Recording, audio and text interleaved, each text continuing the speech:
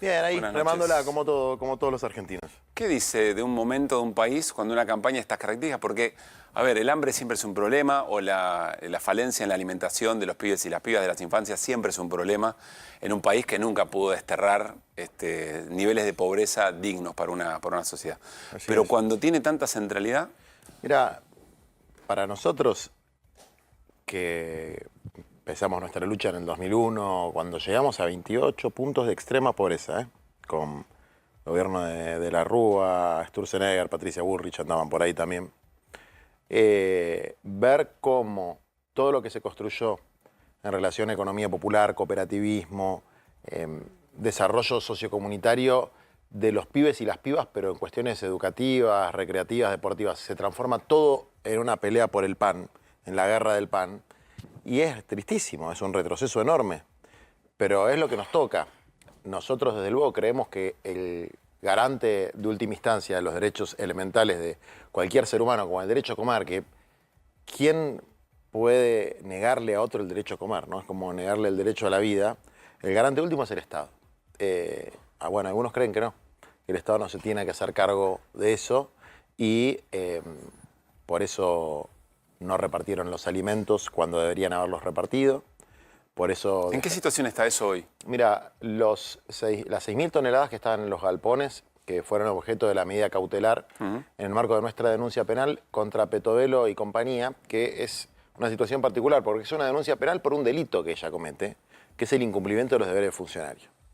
En el marco de, para que cese la comisión de ese delito, antes de toda la etapa de juicio, etcétera, dice, bueno, paremos con el delito. Señora, mire, acá hay leche que se está venciendo, acá hay comida que no se está entregando, presente un plan a ver cómo la va a entregar. Incumplen la medida, van a la Cámara, les ganamos en la Cámara, van a casación, le ganamos en casación. 7 jueces ya dijeron que teníamos razón. Recién ahora están repartiendo a las provincias esas 6 toneladas. Pero esas 6 toneladas duran un mes. Es poco para el abastecimiento de los ¿Y el comedores gobierno ya compró, volvió a comunitarios. hacer compras de En realidad, alimentos? la compra de alimentos para copiar en depósitos es un mecanismo tonto y que desde la pandemia se utiliza lo que se conoce como el Programa de Naciones Unidas para el Desarrollo, que fue el que abasteció por lo menos a los comedores de las asociaciones que yo represento como abogado. Y que ahora le cortaron el flujo a esas asociaciones sin ningún argumento jurídico, diciendo en los medios de comunicación que son chorros, que son corruptos, que esto, que lo otro, pero puntualmente las asociaciones que yo represento, que en general están vinculadas a un movimiento que en realidad es un grupo identitario, no tiene una estructura jurídica, que es el Movimiento de Trabajadores Excluidos, que yo cofundé en 2001, ahora presido un partido político, estoy en otra etapa de mi vida, pero lo sigo representando como abogado, sobre todo en situaciones de estas características. Bueno, con el Programa de Naciones Unidas para el Desarrollo, desarrollaron una política alimentaria durante 3 años, desde la pandemia hasta el fin del gobierno de Alberto Fernández, y nunca tuvieron ninguna denuncia de ninguna irregularidad de ningún tipo. Bueno, llega O sea, por más que no tenga ningún sentido, por más que sea ridículo el programa, lo que fuera, no había tenido ningún inconveniente y venía funcionando de el esa programa forma. sigue funcionando. De hecho, el gobierno actual le transfiere plata al Programa de Naciones Unidas para el Desarrollo y en el convenio que suscriben dicen que van a abastecer a una determinada cantidad de asociaciones civiles dentro de las que están las que yo represento, que agrupan muchos comedores. Alrededor de 600, y hay que tener cuidado ahí con los términos, porque si no agarran cualquier cosa y la sacan de contexto. La mayor parte son comedores de emergencia, que es esto, es la casa de una doña que con 3 o 4 vecinas pone heroicamente madera en el piso, una olla, una nafe o algo y le da de comer a los pibes. Eso es un comedor, digamos, ¿no? Que una semana puede estar acá y la otra semana puede estar enfrente.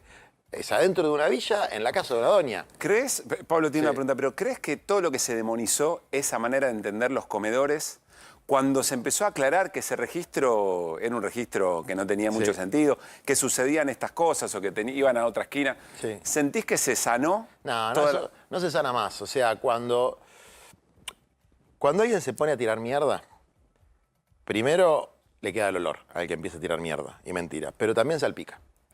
Y hace un daño tremendo, porque imagínate qué pibe va a tener ganas de ir de voluntario a un comedor si se va a comer el garrón de por ahí salir en el diario porque un imbécil como Petovelo, que tiene sueldo de ministra, celular de ministra, custodio de ministra, auto de ministra, pero no cumple los deberes de ministra, trabaja de productora de un colega tuyo, digamos, lo está acusando de robarle a los pobres la comida, que es lo más indigno que hay.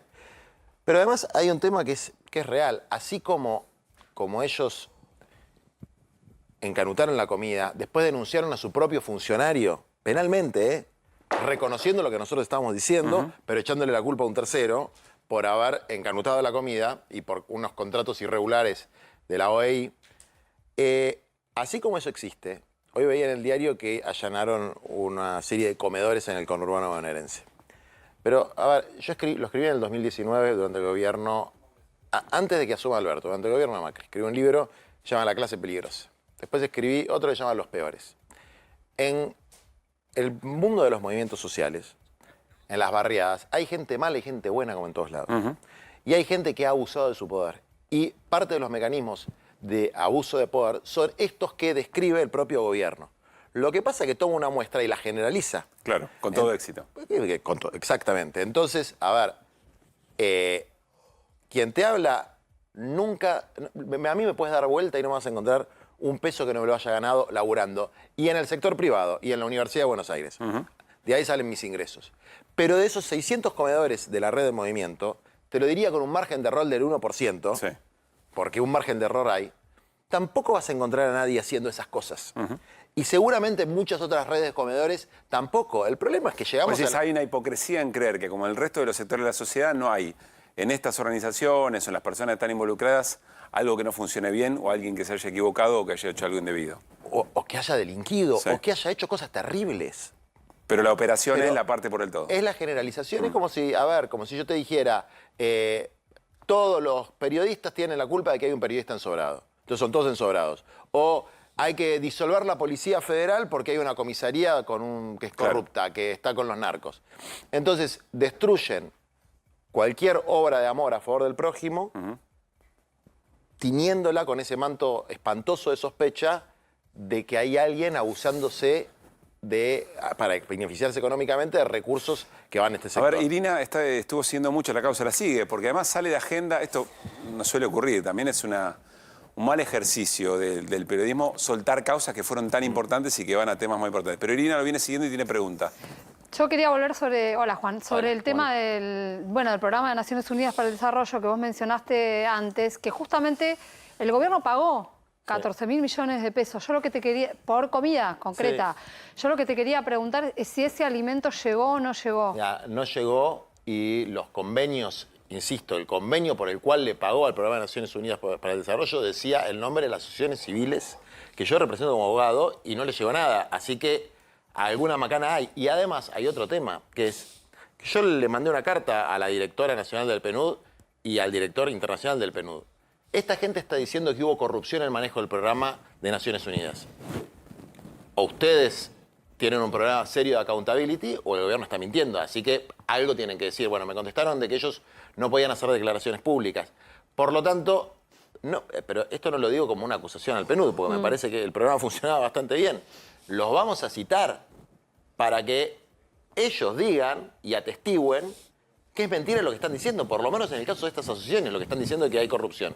Y además le pedimos a la Universidad de Buenos Aires, ya le mandamos una carta al rector y ya nos dijeron que sí, que haga una auditoría sobre todas nuestras asociaciones, que yo represento como abogado, las del MT particularmente, cooperativas, etcétera, porque de alguna manera hay que separar la paja del trigo. En relación a lo de ellos, primero el incumplimiento de deberes de funcionarios es clarísimo. La causa de corrupción es prácticamente una autodenuncia que se hicieron ellos mismos y van a terminar en un quilombo porque están todos los deditos marcados de la señora ministra que firmó todos los contratos con la OEI que fueron estos sobresueldos o como se diga. Eso es el plano penal. En el plano contencioso administrativo, estoy seguro que antes de la feria, porque ya pasó mucho tiempo y ya está todo hecho, digamos, o va a salir una sentencia definitiva, una cautelar, ordenándole al gobierno que restablezca el flujo de los alimentos, que el gobierno la va a apelar, no la va a cumplir, va a hacer un escandalete como este, va a empezar una campaña en contra mía o en contra de los que hayamos firmado esto, etcétera, pero cuando otros 7 jueces digan que lo tienen que cumplir, lo va a terminar cumpliendo. Eso lo vamos a ganar. Mientras tanto, a estos 600 comedores, para abastecerlos necesitamos juntar 60 millones de pesos por mes, que suena mucho. Y vos decís, bueno, pero ¿cuánta gente va a comer ahí? Y van más o menos 40.000 personas, y son 1.200 pesos por tipo, por mes. Bueno, ¿por qué? ¿De dónde sale esa cuenta? De que conseguís algo de la autogestión que hacen los propios vecinos, algo del municipio, algo de la provincia. Y así es cuando hay este nivel de degradación social del que ya veníamos, pero que se duplicó. ¿Qué es lo que se duplicó? La extrema pobreza, que es lo que se llama elegantemente la indigencia. Claro. Prácticamente se duplicó. Ahí está el hambre. En la extrema pobreza está el hambre.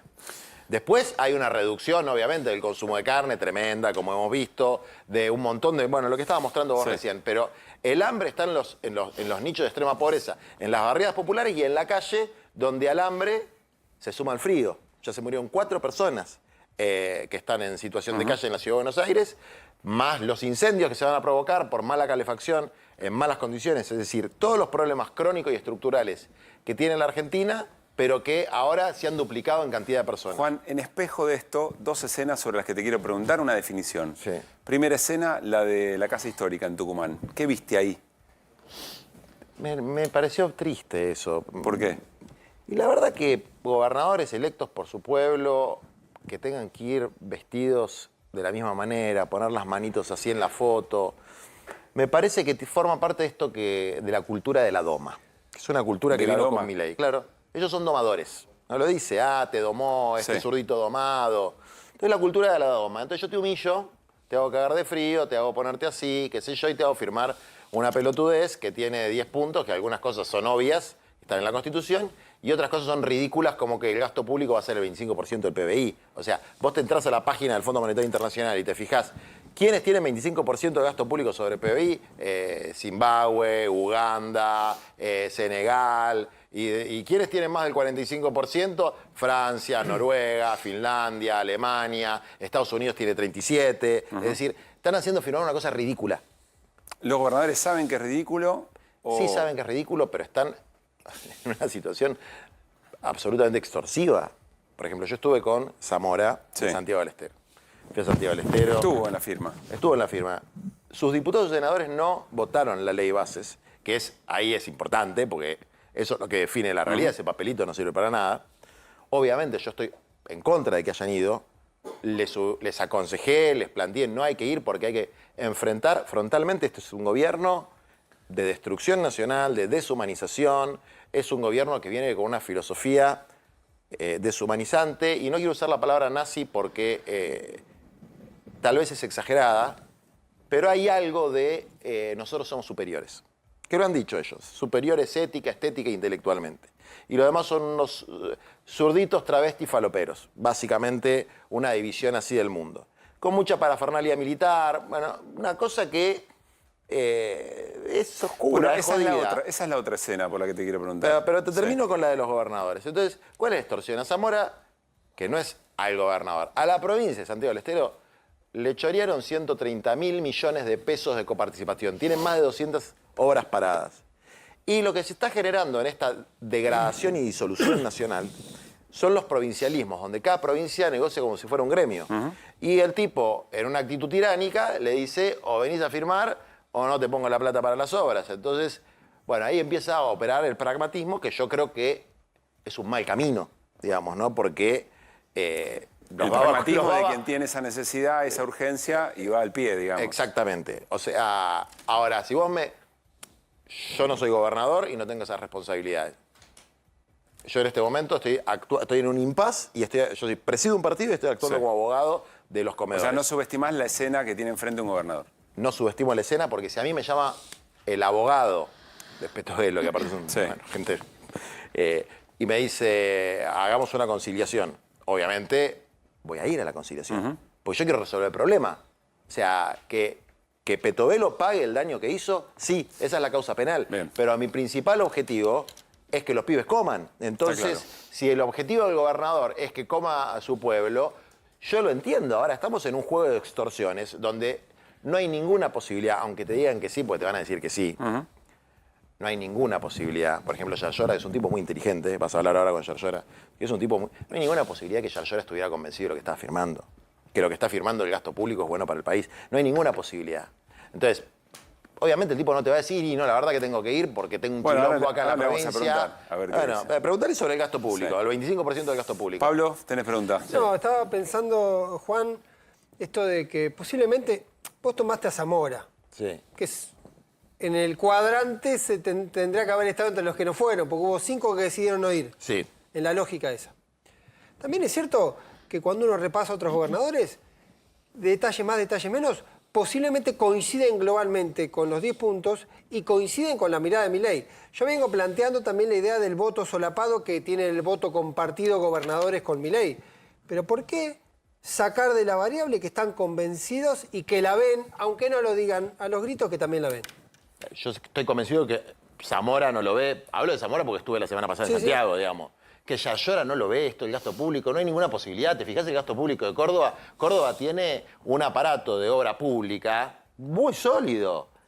Santiago del Estero, a ver, yo iba en el 2002, 2003 a Santiago, era la miseria absoluta. Hoy vas a Santiago del Estero, hay buenas obras públicas, hay un desarrollo muy interesante desde el punto de vista de la infraestructura. Es decir, prosperó, entre comillas, durante, obviamente, sigue habiendo mucha pobreza, sigue habiendo mucha necesidad, pero no es lo que era antes. Entonces, nadie, en su sano juicio, puede creer que la República Argentina tiene que tener un 25% de gasto público sobre el PBI. No, digo que es también casi victimizarlo, decir que están extorsionados. Gente no, grande. No victimizarlo, tipo que lo votó, hay una extorsión. Tipo que lo votó el 65% de la gente. Hay una extorsión sobre todos, hay una extorsión. Cada uno puede manejar esa extorsión de distintas maneras.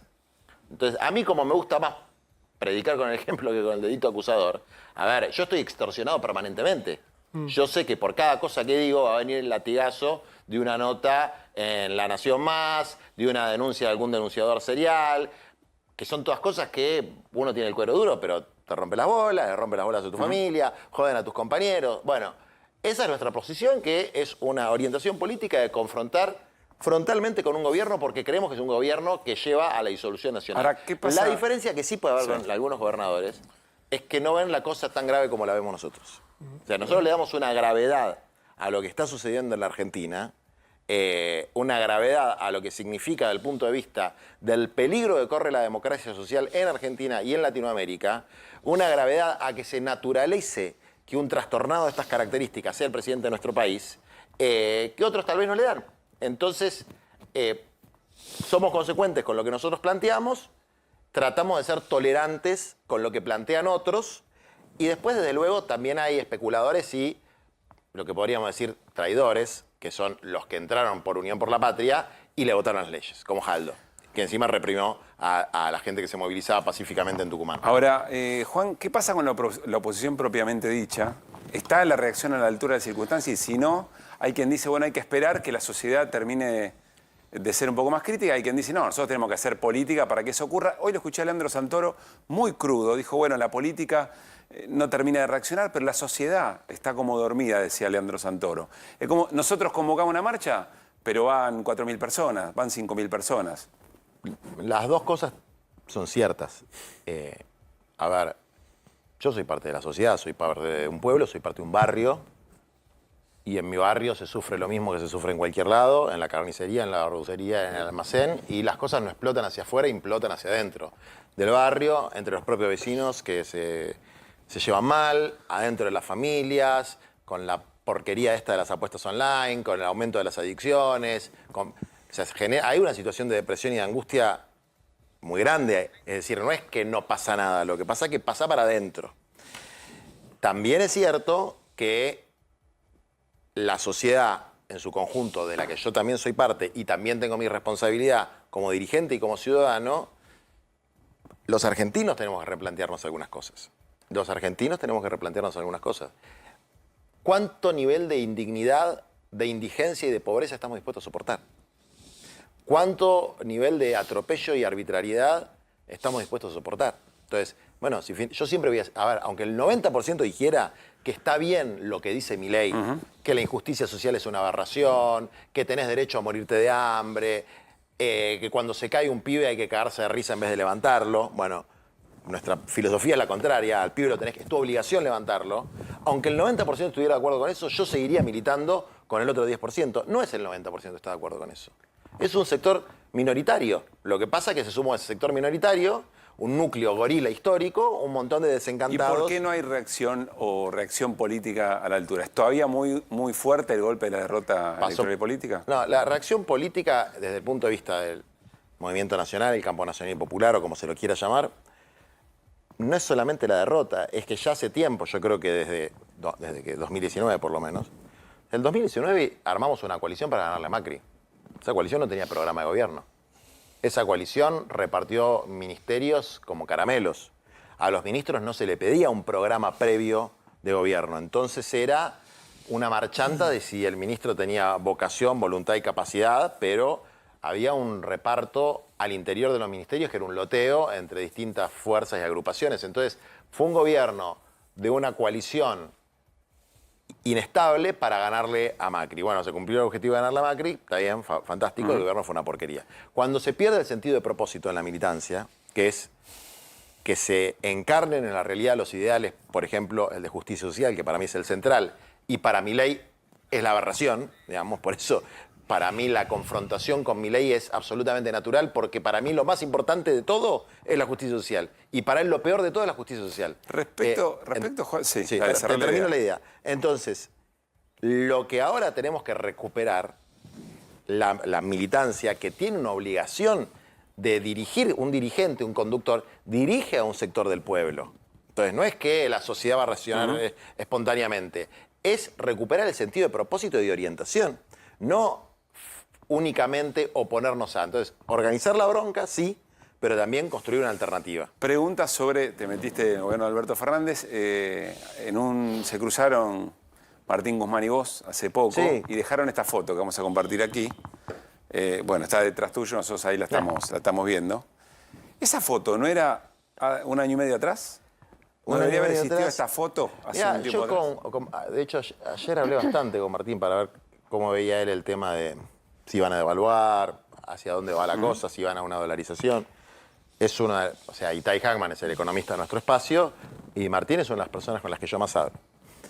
Yo en un momento hice una autocrítica fuerte que es, participé de un boicot no organizado, ¿eh? No es que hubo un boicot organizado del que yo fui parte de una conspiración, no.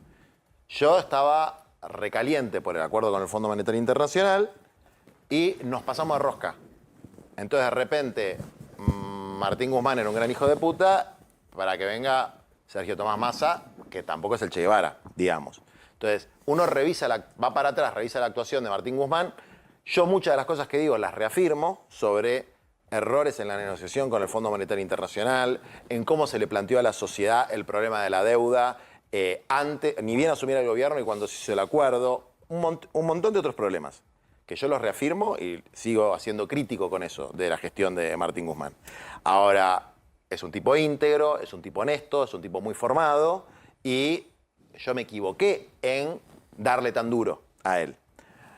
¿Ese pasarse de rosca debilitó al gobierno? Ese pasarse de rosca debilitó particularmente a Guzmán y la renuncia de Guzmán fue mala para la Argentina. Ahora, esto es lo que pienso yo. Hay un montón de gente dentro de la que no Unión por cree la Patria que hubo piensa que pasarse de rosca. Claro que no, y que piensa que Guzmán era el problema, digamos.